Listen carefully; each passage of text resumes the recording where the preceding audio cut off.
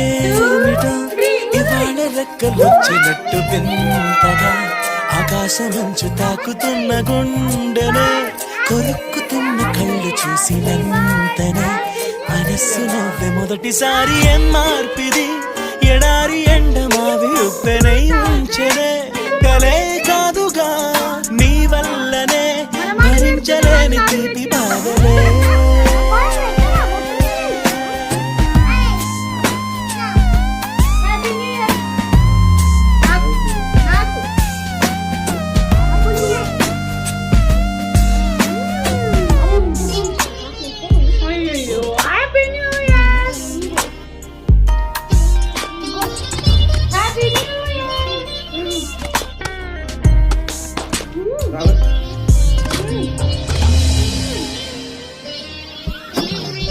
ఆగని